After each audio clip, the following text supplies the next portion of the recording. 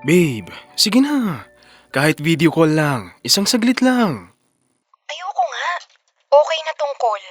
At least may pamisteryo pa. Di ba, mamimiss mo yung mukha ko? Hindi ko naman hinahanap yung misteryo. Ikaw lang.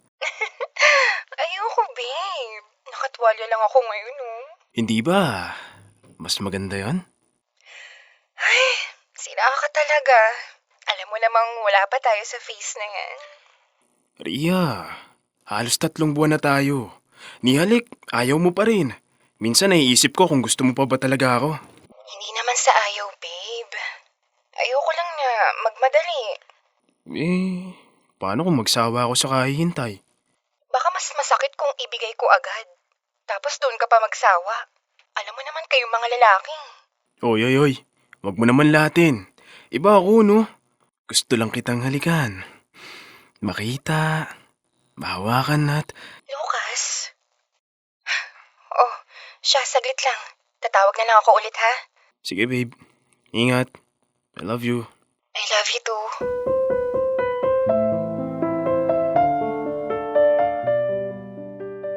Dear love, ako si Lucas. Lumaki ako sa maayos na pamilya. Kung tutusin, pabor sa akin ang tadhana. Hindi ako masyadong nahirapan sa pag-aaral. Hindi rin naranasan maging kapos. Maaga akong natutong magpursige sa buhay. May stable akong trabaho at 2 beses na rin na-promote. Nag-focus ako sa karir, kaya halos wala akong panahon noon para sa pag-ibig. Para kasi sa akin, ang relasyon ay hindi basta libangan. Dapat handa ka. Dapat buo ka. Hanggang sa dumating si Ria. Nagkakilala kami sa social media. Maganda si Ria. Maputi, chinita, balingkinitan. Mabait din siya at masaya kausap. Sa isip ko, sakto ang timing. Handa na ako at stable. Sabi niya sa akin, wala pa siyang naging boyfriend bago maging kami. Hindi dahil walang nanligaw, kundi dahil pinili niyang maghintay. Sabi niya, nire-reserba raw niya ang sarili niya para sa taong tunay na deserving. At naniwala ako roon.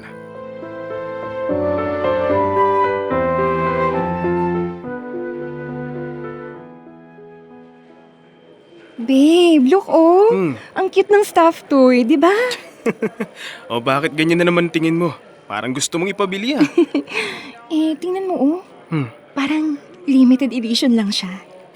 Hindi ba kakabili ko lang sa'yo ng plushie last week?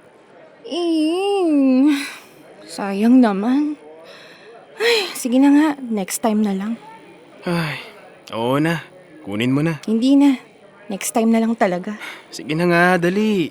Baka 1 linggo mo na naman akong hindi pansinin yan. Sure ka? Talaga ba? Ano, talaga ba? Oo. Yay! Thank you, babe. Babe, parang gusto ko ng steak today. Steak? Mahal yun ah. Oh, bakit naman? Mahal mo naman ako, di ba? Oo naman. Pero wala pa sa budget natin ang steak today. Cravings ko pa naman yun. Ayan ka na naman. Nakasimangot ka na. Kasi naman, parang hindi mo napapansin yung mga hints ko sa'yo. Halos 1 week na akong nagsisend ng videos ng steak. Yun ba yun? Oo, pero okay lang. Kung ayaw mo, edi next time na lang. Sorry babe, medyo kapos tayo ngayon. Hoy, babe. Sige na nga, mag-steak na tayo. Hindi, wag na. Parang napipilitan ka pa. Hindi na, sige na. Tara na. Bayaran na natin yung stuffed toy tapos mag-steak na tayo. Wag na nga. Halika na. Tignan mo yung uso mo. Mas mahaba na sa ilong mo. Ewan ko sa'yo. Halika na. Talaga ba? Oo, gutom na rin ako. Parang gusto ko na rin ng steak. Paano yung Taiwan trip natin na pinag-iipunan? Hayaan mo na, malayo pa naman. Magagawa naman ng paraan. Sabi mo yan, ha? Okay, I love you. I love you too. Isang kiss naman dyan. Hoy, sa chicks lang, ha? Oo na, pwede na yan. Sige. Ang bilis naman. Baka pwedeng yung mas matagal. Next time na yun. Sa Taiwan na lang, okay? Okay, can't wait.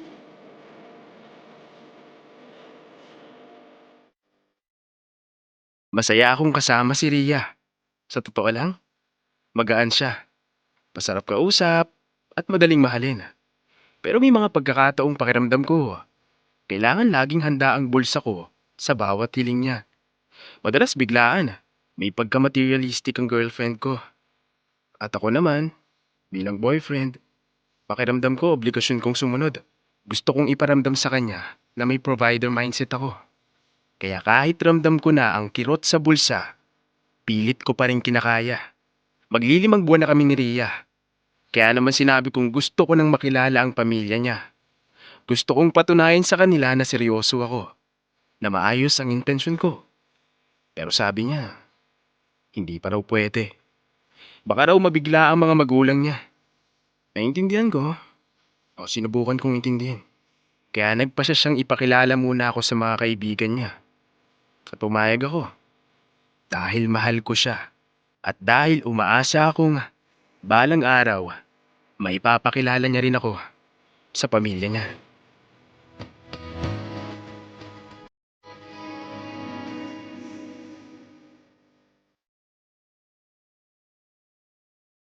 Ay, ang tagal naman nila, Nicole.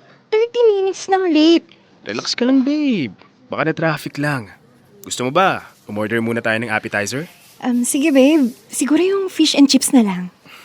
Waiter! Isang fish and chips po. Thank you. Kumalma ka muna. Kanina ka pa hindi mapakali. Eh kasi naman ang tagal nila. Pumirmi ka nga. Papunta na yon, sigurado.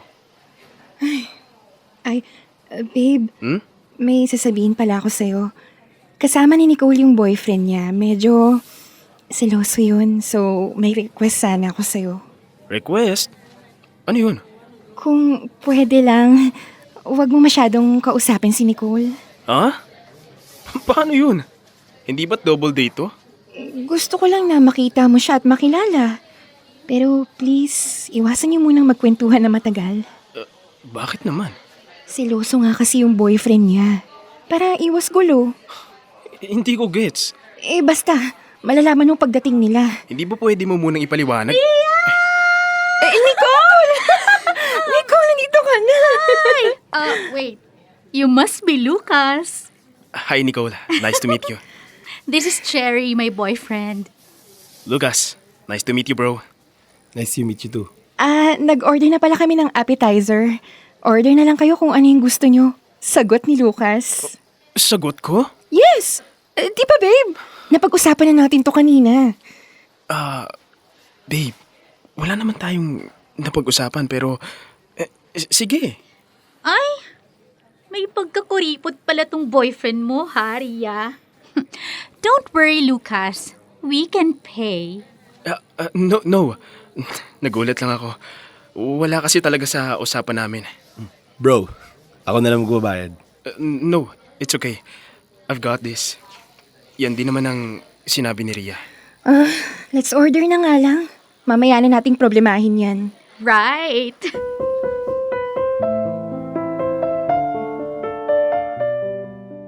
Unang meet up ko ito sa mga kaibigan ni Ria. Dapat masaya. Dapat magaan. Pero may kung anong kakaiba. Hindi ko maipaliwanag agad kung ano. Hindi lang dahil may off na vibe sa boyfriend ni Nicole, kundi pati sa mismong kilos ni Nicole. Mas lalo akong nabahala kay Ria. Noong kaming dalawa lang, simple siya. Pero nang kasama na niya ang mga kaibigan niya, tila may ibang bersyon siyang lumabas. Mas palaban. Mas kontrolado ang paligid. Madalas niya akong pigilan sa mga gusto kong sabihin. Parang may takot siyang may mabanggit akong hindi dapat marinig. Tuwing magkakaroon kami ng kahit simpleng interaction ni Nicola, bigla siyang sumisingit at binabago ang usapan.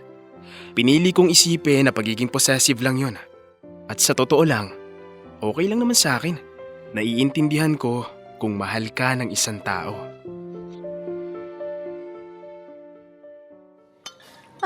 Sarap talaga ng pagkain dito.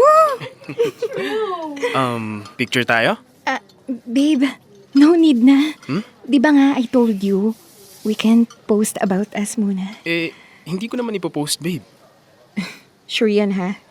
Oo nga. Ito, harap kayo dito. 1, 2, 3... Pose! Ay, wait guys. Bago tayo mag-bill out, mag-CR lang ako ah. Nicole, anong Instagram mo para masend ko ang photos? I don't think that's a good idea. Bakit naman? Baka magalit si Ria eh. I'll just send the photos.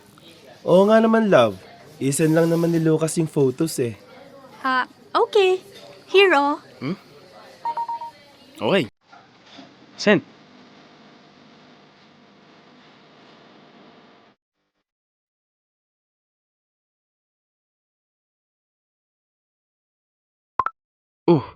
Ang aga-aga may message mula kay Nicole. Ano to? Hello, Lucas. It was nice meeting you, pero hindi kinaya ng konsensya ko ang mga nangyayari. Para malaman mo ang totoo, heto ang mga screenshots ng usapan namin ni Ria. Please, huwag mo na lang sabihin na sa akin mo nalaman. Dahil alam ng buong barkada namin ang ginagawa niya sa'yo. Ha? Ano to? Ginagamit ko lang si Lucas kapag may mga gusto akong ipabili. Ginagamit lang ako ni Ria. Eto pa. Ha? May boyfriend si Ria? Paano niya natago to?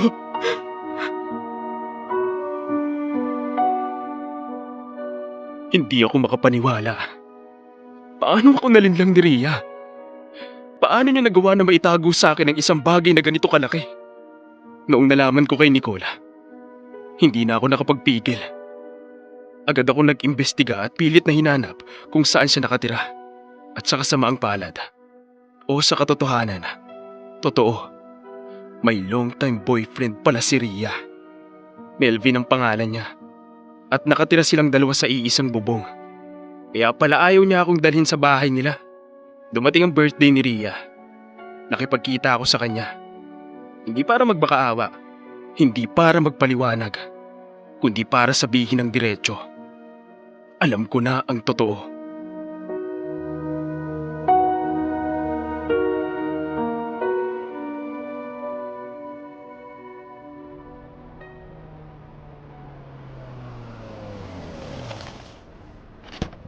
Hi, babe. Hello, babe. Happy birthday. Oh, thank you ah. Cute naman ito. So, saan mo ako ititilit ngayon? Saan mo ba gusto? Sa steakhouse? Coffee.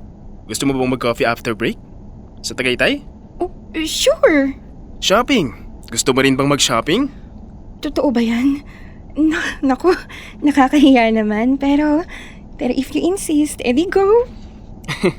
Meron ka pa bang gustong ipabili? Yung mga naka-add to cart sa online shopping mo. Gusto mo na bang i-check out? Where? Seryoso ka, ha? Teka, sige, check ko lang kung magkano lahat. Ay, babe, medyo mahal. Nasa 25K ang lahat. Sige lang. Para sa'yo. OMG! As in, totoo? Nananaginip ba ako? Oo nga. Meron ka pa bang gusto? So far, wala naman na siguro. Si Melvin. Baka may gustong ipabili. Ha? Sino? Si Melvin. Yung live-in partner mo. Baka may gusto pa siyang ipabili.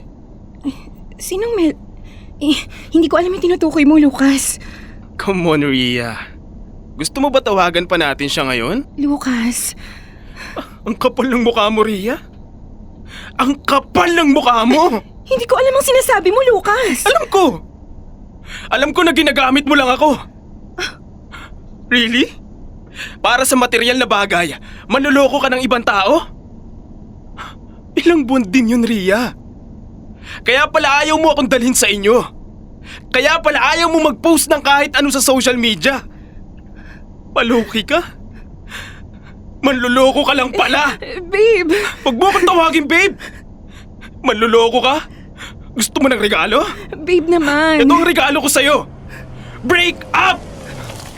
Bumaba ka na! Babe, please. Hindi ako pwedeng bumaba dito. Mahirap mag-book. Pwede bang ihatid mo muna ako sa sakayan? Kapal talaga ng mukha mo! Baba! Oo na, ito na. Preset! Sa mismong birthday ko pa talaga? Hindi mo man lang pinalipas? Baba!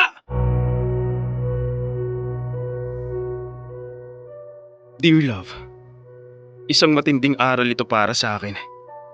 Hindi sapat ang pagmamahal kung kulang sa pag-iingat. Kailangan kilalanin ng mabuti ang mga taong pinapasok sa buhay mo. Kapag may kahinahinala, huwag baliwalain. Matutong makinig sa kutob, kahit masakit ang sagot na maaaring lumabas. Ngayon, sinira ni Ria ang tiwala ko. Hindi lang sa kanya, kundi pati sa ideya ng pag-ibig mismo. Hindi ko alam kung kaya ko pang magbukas ng puso. Kung kaya ko pang magmahal muli. Matapos ang ginawa niya. Pero sigurado ako sa isang bagay.